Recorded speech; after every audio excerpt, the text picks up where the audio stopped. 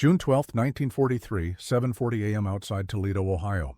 The whistle of the train cuts through the morning haze as the POW transport clatters north toward Detroit. Inside one of the steel cars, its windows barred, its paint sun-faded from thousands of miles of travel, 40 German prisoners sit shoulder to shoulder, boots dusty, uniforms creased from days on the move. The air smells of coal smoke, sweat, and something else. Something strangely sweet drifting in from the American countryside.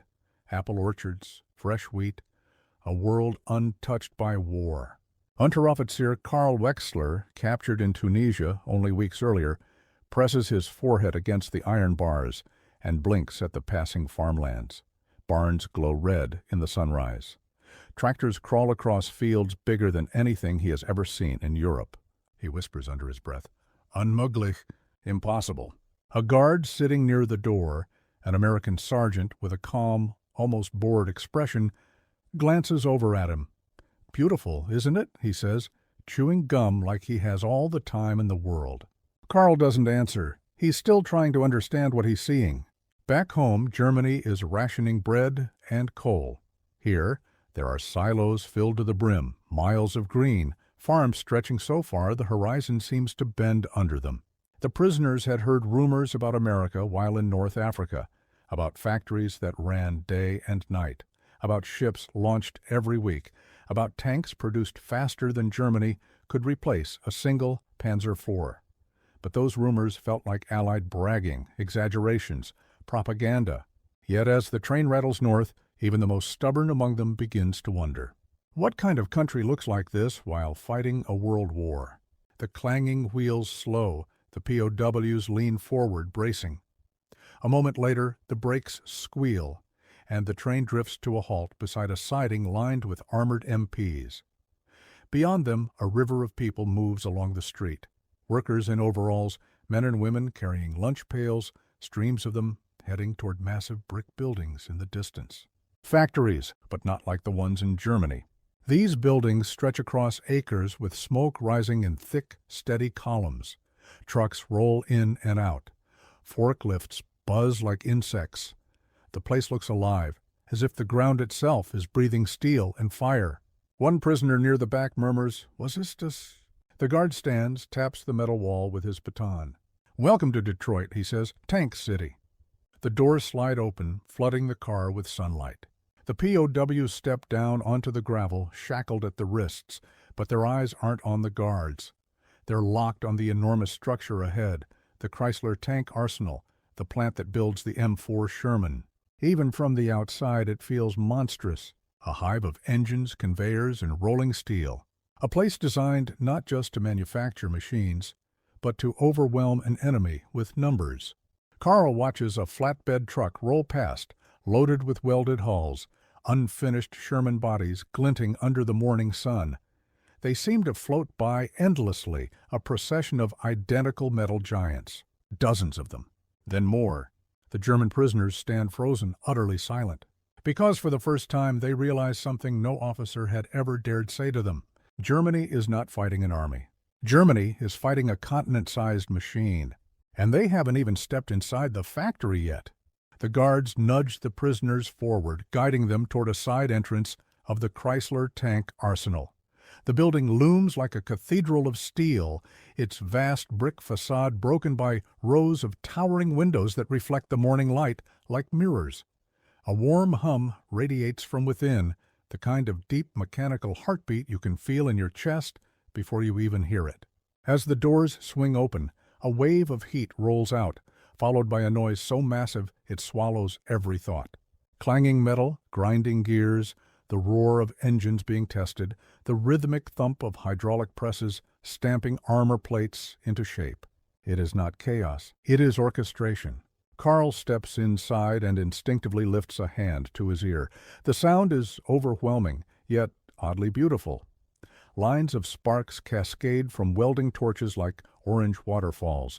Cranes glide overhead carrying heavy turret rings as if they weigh nothing. Workers move in precise flows, hundreds of them, each one a moving piece in an industrial symphony. And this is only one wing of one factory. A tall American engineer in a helmet and safety glasses walks past the POWs, glances at them briefly, then goes back to studying a clipboard. He doesn't see enemies, he sees downtime, efficiency, output. One of the prisoners, a former machinist named Dieter Baumann, stops dead in his tracks. His breath catches. He's staring at something that shouldn't exist. A conveyor line with 6 Sherman hulls on it, moving. Germany builds tanks by hand. One hull, one team, one painstaking assembly at a time. But here, tanks ride the line the way toys do in a children's factory.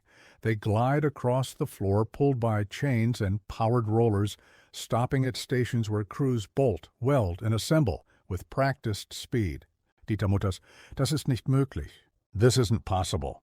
A guard hears him but doesn't respond. He knows exactly what the prisoners are realizing. Further down the hall, a foreman pulls a lever, and an enormous press slams shut with a violent hiss, stamping out an entire Sherman side panel in a single blow. The sheer efficiency leaves the POWs stunned. In Germany, a team would spend half a day shaping that one piece. Here, the machine does it in 10 seconds. Then another panel, and another, endless. Carl watches a line of women riveting armor plates with pneumatic guns, their motions synchronized, sparks dancing around them like fireflies.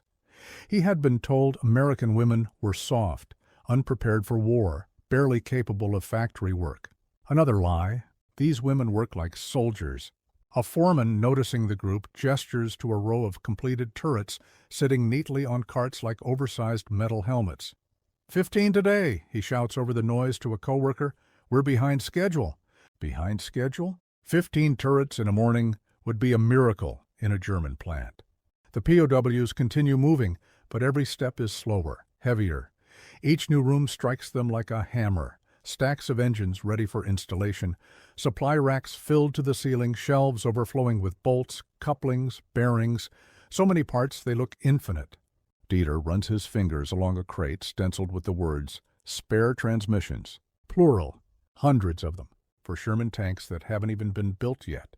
At the end of one assembly aisle, a forklift driver honks and races past, pulling a flatbed loaded with completed bogie wheels. The driver whoops, waves at the POWs as though the sight of 40 enemy soldiers watching him work is nothing unusual, nothing intimidating. Because it isn't. America isn't afraid of them. America isn't even paying attention to them. The machine simply keeps moving, hour after hour, day and night. Carl swallows hard. He grew up believing Germany was the industrial powerhouse of Europe, the master of precision engineering, the nation that set the standard for military production. But here, right in front of him, he sees the truth. Germany builds tanks. America manufactures victory. The group rounds a corner and enters the final assembly hall, where completed Sherman tanks, freshly painted, sit in rows stretching out toward massive garage doors. One tank rumbles to life, its engine coughing, then roaring as a mechanic gives a thumbs up. Another rolls forward under its own power for the first time, guided by a test driver in a canvas helmet.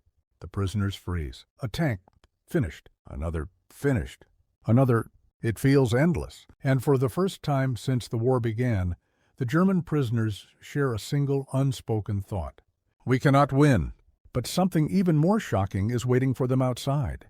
The doors at the far end of the assembly hall slide open, and a gust of warm summer air sweeps in, carrying with it the heavy scent of gasoline and hot metal. The guards motion for the prisoners to keep moving, guiding them toward the blinding sunlight spilling into the doorway. Carl shields his eyes as he steps outside. Then he stops. Every prisoner behind him stops too, because stretching out in front of them, across an enormous gravel field surrounded by chain-link fencing, are hundreds of Sherman tanks, row after row after row. Tanks in formation, perfectly aligned like soldiers standing at attention. Olive drab steel as far as the eye can see. Some have white stars already painted on their hulls. Others wait for markings. Some look brand new. Others have crews in coveralls making final adjustments to radios, tracks, or turret fittings.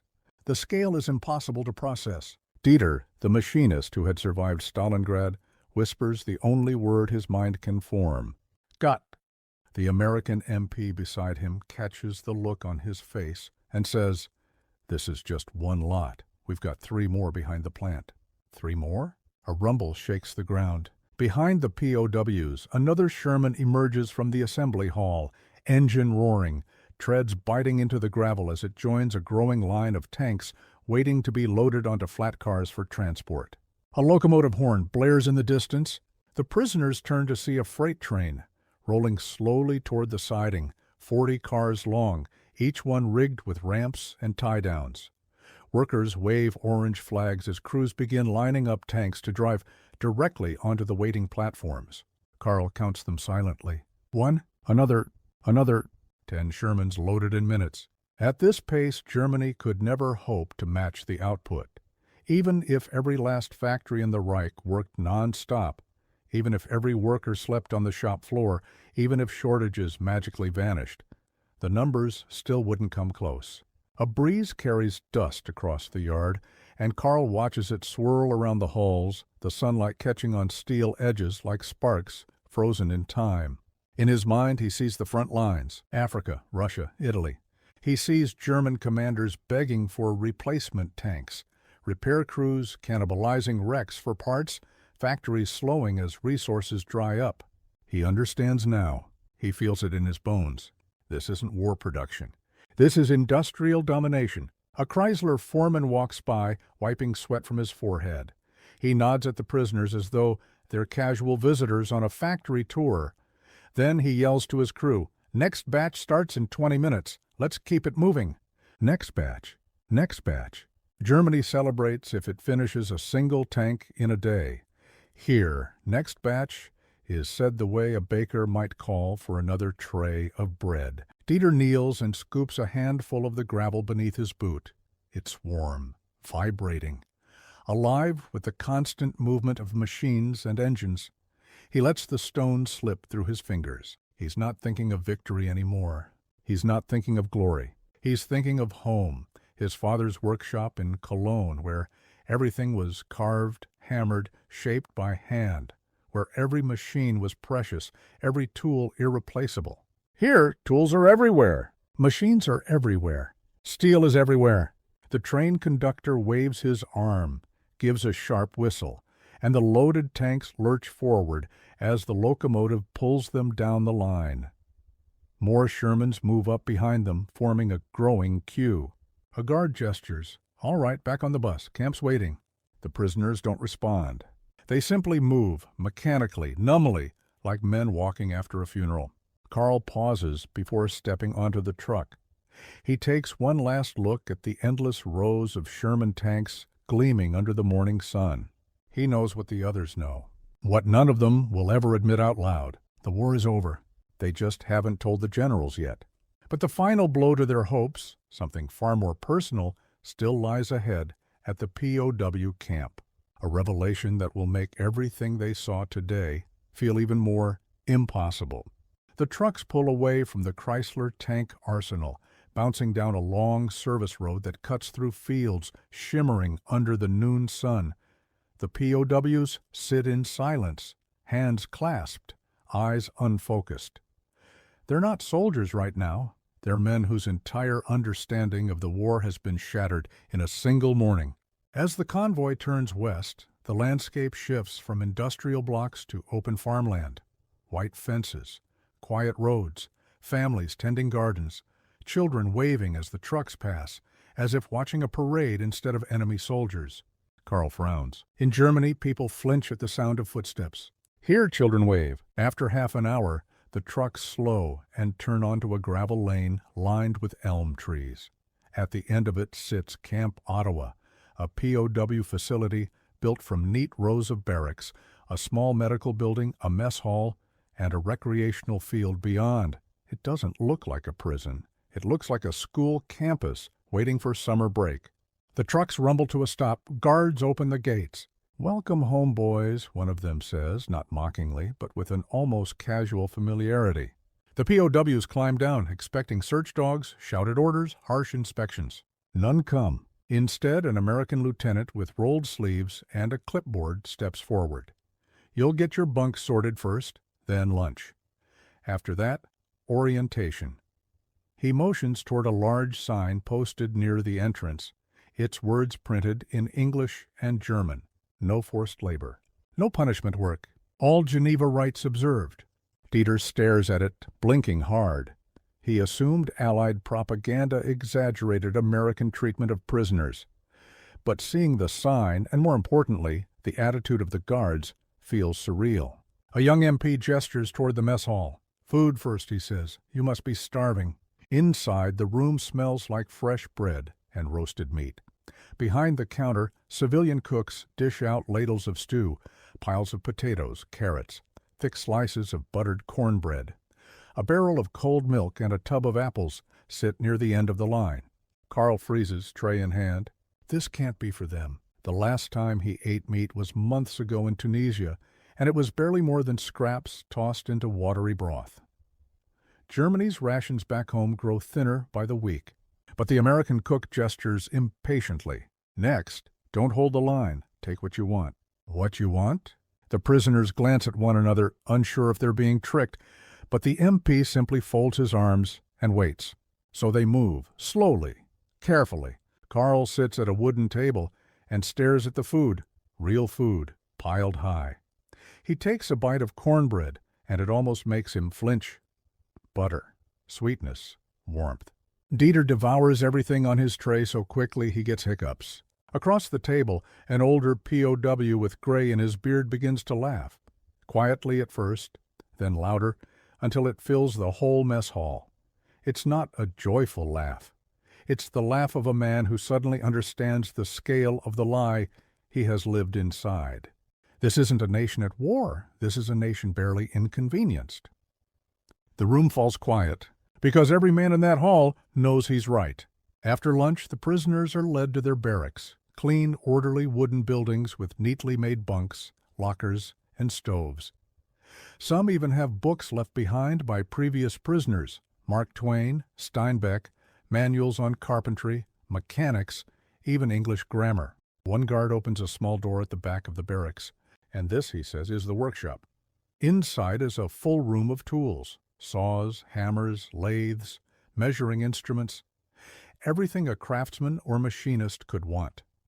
Dieter gasps. He hasn't seen a workshop this well-stocked since before the war. "You're free to build, fix, carve, whatever you want," the guard says.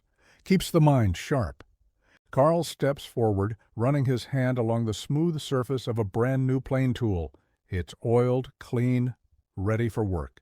Then the guard says it, the single sentence that drops like a hammer on every German heart inside that room. "These tools are surplus. We have more."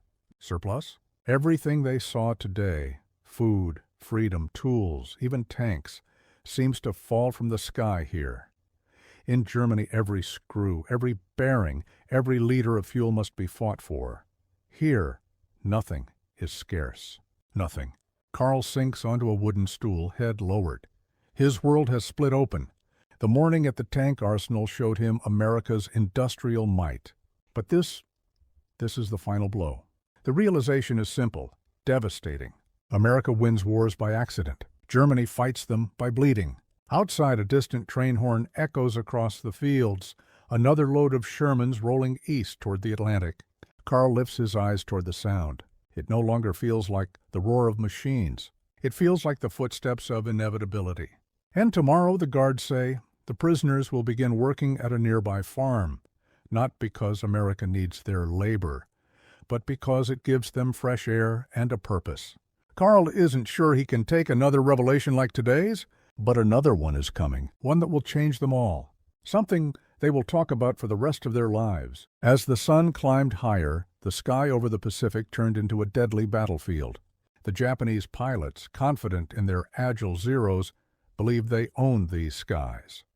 For years, they had outmaneuvered almost every American fighter sent against them.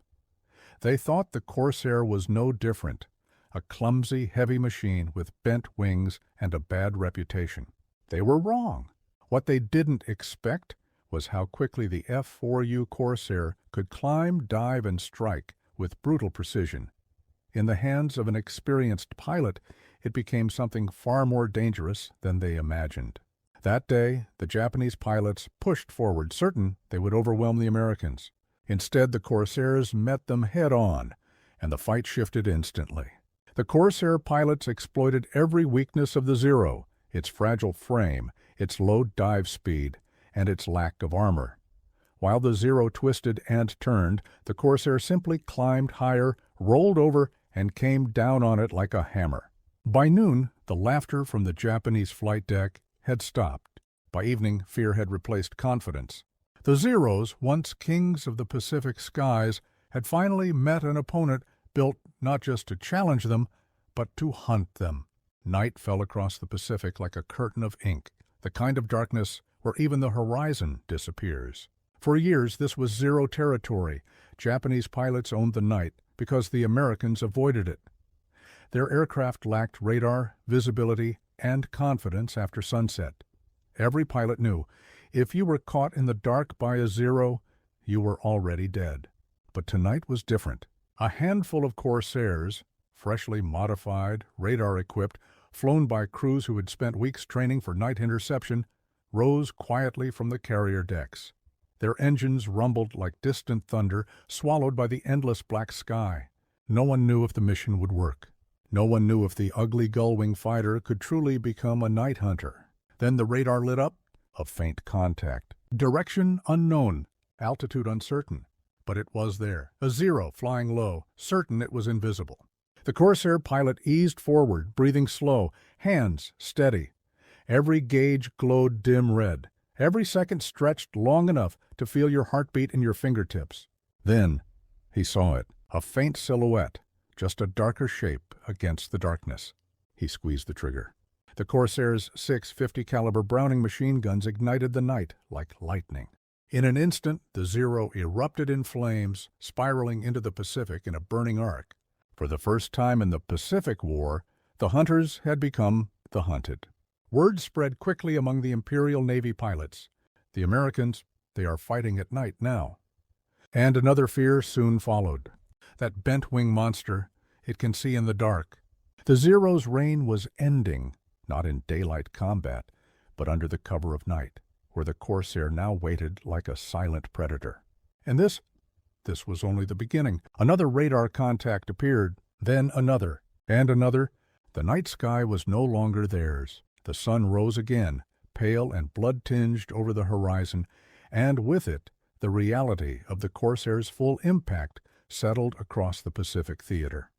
Word of the previous night's ambushes had reached Japanese command, and disbelief hung heavier than the morning mist.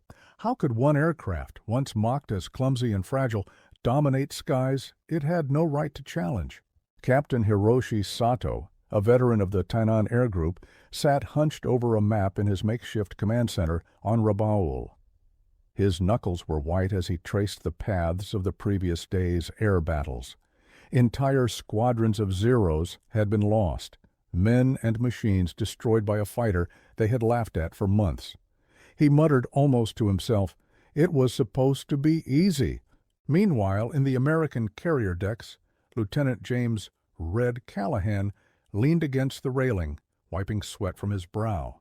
His eyes scanned the horizon where the first streaks of daylight reflected off the waves. Around him, the Corsair pilots exchanged quiet nods. They knew what they had accomplished. They had turned fear into power, doubt into strategy. The scale of the reversal was staggering. Japanese pilots had entered the fight expecting dominance. They had mocked the F-4U Corsair as oversized and unwieldy, too heavy for dogfights. Yet now, with precision strikes, night interceptions, and unrelenting dive attacks, they were seeing a different reality. The plane was fast, lethal, and relentless, a hunter that did not forgive arrogance. Below the command posts and briefing rooms, intelligence officers pored over reports of destroyed Zeros, broken supply lines, and demoralized enemy pilots. Analysts scratched their heads. How could a single fighter make such a difference across an entire theater of war? Back on the deck, Callahan looked over at his fellow pilots. One of them gestured toward the returning corsairs, engines still warm from night patrol.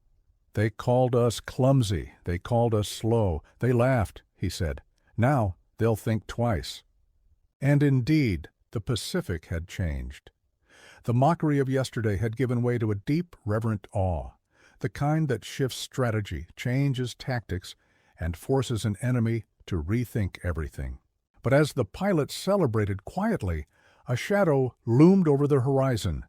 Another wave of Zeros approached, faster, more numerous, and determined to reclaim the sky they had lost. The corsairs had proven themselves once. Could they do it again? The next battle would decide whether this reversal of fortune was a fleeting moment or the dawn of a new era in the Pacific War. By mid-afternoon, the sky had become a chaotic ballet of smoke, fire, and steel. The Japanese pilots, still reeling from the previous night's losses, surged forward with renewed aggression. Their Zeros sliced through the air like knives, engines screaming, confidence barely hiding the uncertainty behind their eyes. Lieutenant Red Callahan gripped the controls of his Corsair, feeling every vibration through the airframe. He glanced at his wingman, Ensign Bill Parker, whose knuckles were white on the throttle. "Stay tight," Callahan shouted over the roar. "We know what they're thinking. They think we're easy prey." The Japanese did attack. Faster, more cunning, trying to regain dominance. But the Corsairs moved as if connected by a single thought. They dove, rolled, and climbed with surgical precision, exploiting every weakness of the Zeros. What had been mocked as clumsy now became the weapon that defined the battle. Over the ocean, the first wave of Corsairs unleashed their guns, the air igniting with the sharp crackle of .50 caliber fire. Sparks erupted as bullets tore through fuselage and wing, sending Zeros spiraling into the waves below. Another Corsair dive-bombed a formation, scattering enemy fighters in every direction. Below, the Japanese carriers trembled. Radar reports poured in, aircraft losses mounting, formations scattered, morale cracking.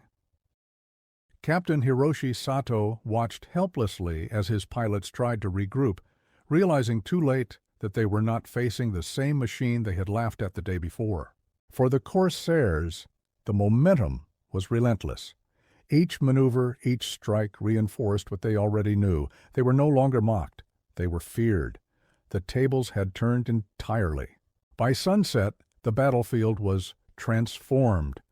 Zeros had been destroyed, flight formations broken, and the Japanese commanders now faced a devastating realization. The clumsy Corsair was not just effective, it had become the apex predator of the Pacific skies.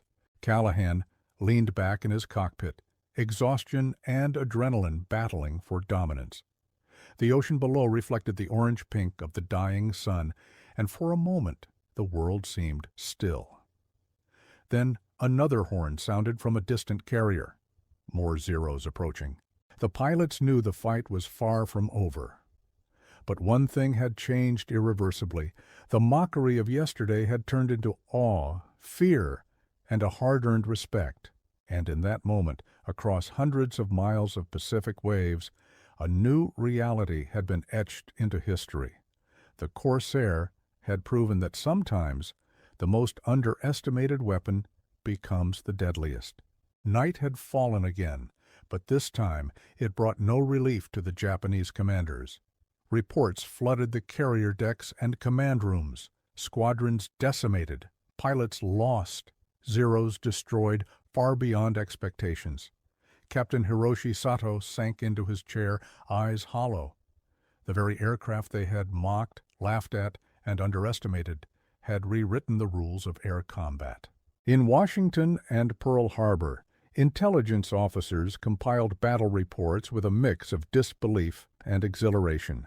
The F-4U Corsair had done what no one fully expected.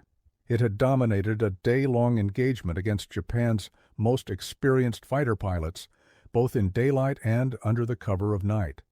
Analysts noted its speed, firepower, and versatility, but more importantly, they recorded what the pilots themselves felt, a shift from doubt to unshakable confidence. Meanwhile, the Corsair pilots returned to their carriers. Exhausted, sunburned, and drenched in sweat, they still felt the electric pulse of victory in their veins. Lieutenant Red Callahan removed his helmet, brushing sweat from his brow, and looked at the waves below. The Pacific shimmered peacefully, indifferent to the destruction that had occurred above it. "We did it," he said softly. "They'll never forget today." Word of the Corsair's triumph spread quickly, even among Japanese POWs captured later.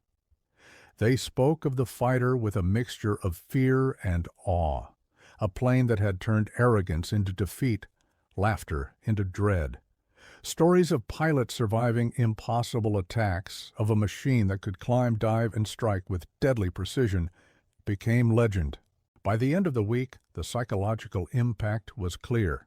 Japanese pilots approached the skies differently, no longer with confidence but caution.